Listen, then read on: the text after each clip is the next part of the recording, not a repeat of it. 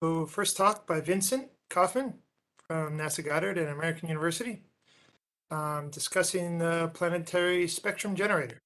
So take it away, Vincent. All right. Thank you all. Thanks for being here.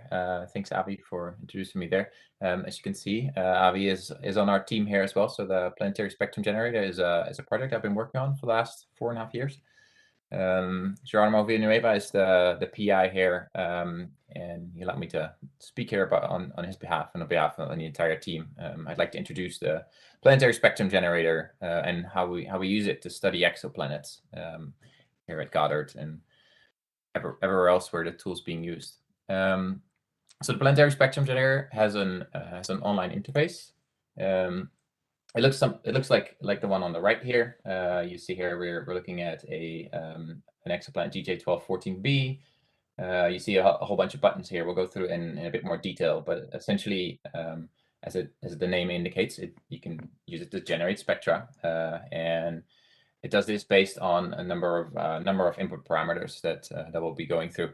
Some background. So PSG is a free tool. It can do UV to the radio. It can do ground-based observations, space-based observations, do orbiters. It's got a long legacy in solar system work. As I said, it contains a lot of solar system objects and all confirmed exoplanet from the Exoplanet catalog. It also has a noise simulator for different instrument types and background noise sources, which we'll go in a little bit more detail later in the talk. That's where I'm doing a lot of work at the moment. It's also capable of doing retrievals and grid-based retrievals. That's something that Natasha is working on. Natasha too. She's been on in this meeting, and she's working with Avi closely there. You can also do API calls. So that essentially means that you tell the tool to do a bunch of calculations for you, and you can just do that by sending in a text file, and that text file will be processed, and you'll get your results back. There's also a globes module, which allows interfacing with general circulation models, and have a little bit of have a slide about that later as well. Yeah, and all right, we were very honored to be named Software of the Year, the nominee for the Software of the Year from Goddard, and there's another award there. So yeah, let's go into detail a little bit. How do we model atmospheric absorption?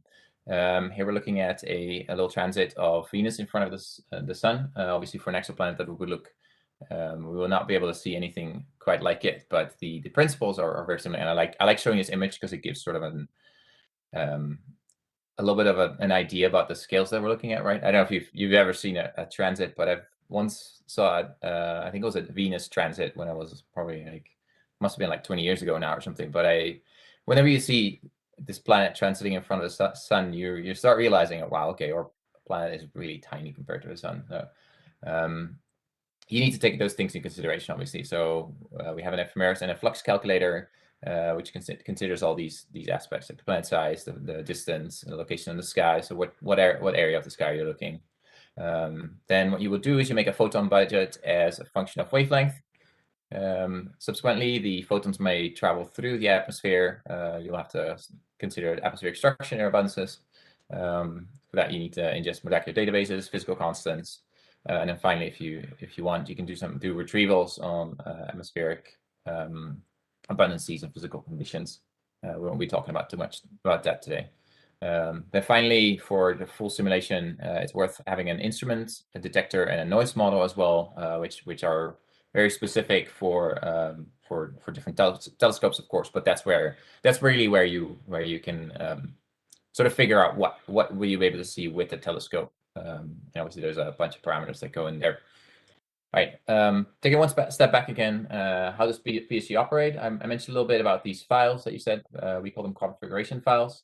They contain all the input for the simulation that you need, and you can use the online interface to modify and run the config, or you can edit the config using your favorite text editor and coding program, and then you can upload the config file, which is always very, very insightful because you can see how PSG interprets it, or you can send it using an API command, and then you would just get the results back.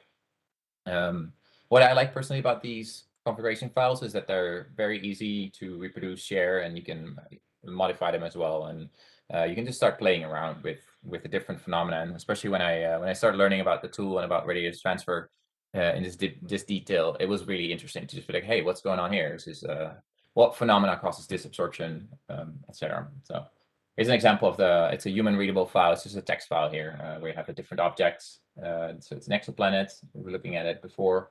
Here you have about something about the time, the diameter, and all the other specifics that go into the calculation. This is only a fragment of the file. You can imagine there's a lot more information required. So what does it look like then? We hit simulate spectra, you saw in the beginning. What you get back here is the radiant spectrum. So we see here, we have on the y-axis the contrast ratio with respect to the planet star. So planet star will have a contrast, or will be by definition 1 in this case. And then what you see here is in purple, the amount of light that's being blocked. The contrast is a little deeper here because the planet also emits some light. So the contrast is a little lower. And then on top of that, you will see some of the noise that is simulated for this specific observation. So I think this is a bunch of transits. Maybe there are a couple of them stacked with a specific telescope. We can go into detail there, but that's something.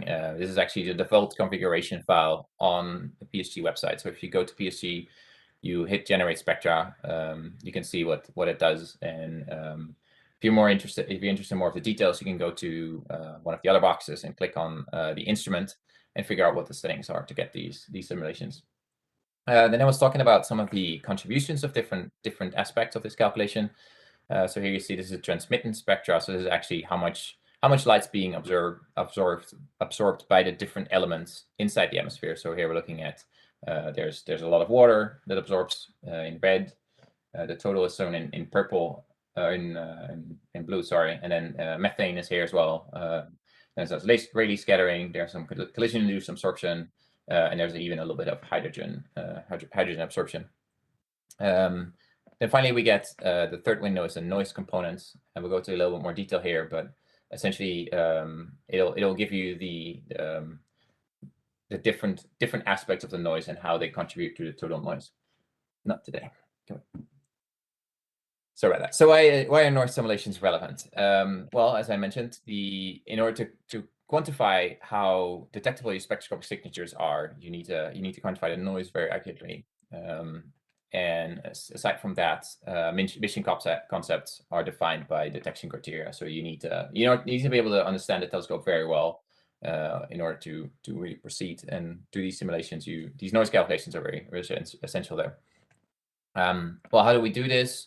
This is just a big overview. We don't have time to go into too much detail, but essentially every instrument and telescope combination you can combine, or you can describe by a limited set of parameters, which we found is a really good approximation for the noise simulations of these instruments. So that includes recent James Webb observations we've analyzed with this. There's a lot of Mars simulations that we've done with this, ALMA, etc. All right, so let's go on to the examples then. Here's one of the works that we released two years ago. We're looking here at a TRAPPIST planet with an oxygen-dominant atmosphere. Has a lot of water. It's a very specific case, but anyway, we wanted to sort of demonstrate how it works to be or whether you would be able to find HDO in an atmosphere such as these. So you have different levels of HDO here. You get a transit. And so the blue line corresponds to 100 times water-like HDO. So that's what VSMO stands for. And then there's different levels. What you do in order to get to this detectability is then you take the different spectra, so you get the amount of signal originating from water here, from HDO, and then you divide that by the noise after a number of transits, and then you'll get to a signal strength if you sum up these. Then one more thing, I promised something about global climate models. Here's an example. This is a climate model of Earth.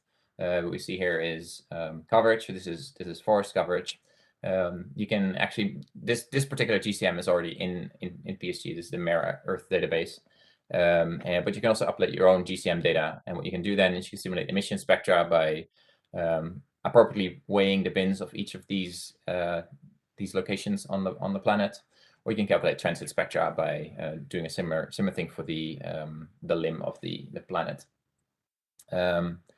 Then the final example I'm going to show here is this is something I've been working on more recently. We're doing sensitivity calculations for coronagraphic observations using future observatories such as the Louvre. This is a Earth-like spectra seen from 10 parsec with a coronagraph with a contrast of 10 to the minus 10. Noise levels are for 100 hours of observations. This is the entire spectrum, but the problem with a coronagraph is it will not function over the entire wavelength range at the same time. So what you would actually get is something that looks a little more like this, where we have this is a 20% bandpass region, and here we zoom in on the oxygen feature here. You see here the simulated noise and the simulated signals, and this is work that is in progress, and we're really trying to figure out what's how detectable are these signatures, and what do we need in a future telescope to be able to detect some of these signatures. Then finally, I want to just quickly highlight some of the work that we've been doing within Cuisines. I know Cuisines has been brought up earlier, but it's a big network of model and comparison projects. We're very active in Malbec, which stands for Modeling Lines for the Exoplanet community.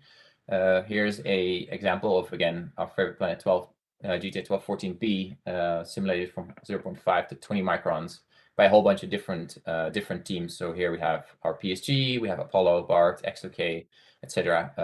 And this is a really cool project. If you're interested in radio transfer, go find us and see if you can join. I've learned a lot doing this, and you see a lot of different codes to do things differently, but we've definitely been able to zone in or zoom in on some of those issues and learn a lot and figure out where different codes do different things. And this is very beneficial for benchmarking, understanding what's going on, and hopefully also for aligning the community and what should be standards when we describe a certain plan or not. So the link is given down here below. I think I'll leave up my summary slide since I'm going a little over here. But yeah, the links are here too. PSG is at the bottom, and the Cuisines project, look for Malbec if you're interested in the radio transfer. But there's also a whole bunch of other GCM products that are being intercompared there. All right, thank you. Thanks a lot, Vincent. That's how I give Vincent a hand, virtual hand here. Great presentation. Thanks. So we have a few minutes, or just a few minutes here for questions. Please raise your hand in the chat, or put your hand up, or paste something into the Discuss Talks channel. So we have one question in the Discuss Talks channel, I think, that came first. Is the source code for PSG available for download? The source code itself is not available for downloading. You can, however, run this on a local server. So you can what is called you can download an image or a Docker container, and then you can play with it as you want. But the source code itself is not available. But I'm sure if you ask Geronimo specific questions, he'll be happy to answer that. Great. And I think a related question to your last point is from Sucrit said, could you talk about the procedure for adding species and aerosols to PSG? Okay, yeah. So there is actually a function where you can upload your own absorption spectra or your own species, or even create your own species in these in PSG. We have a handbook that is very detailed. It should be described in there, and if not, then please send us hit us up on Slack or something. I can help you and demonstrate how we do this. Great. I think, unfortunately, Mark, we're out of time for final question. Why don't you post it into the Slack Discuss Talks channel? And I'm sure Vincent can get back to you right there. And we can move on to the next. Let's give Vincent a hand or a thumbs up. Thanks.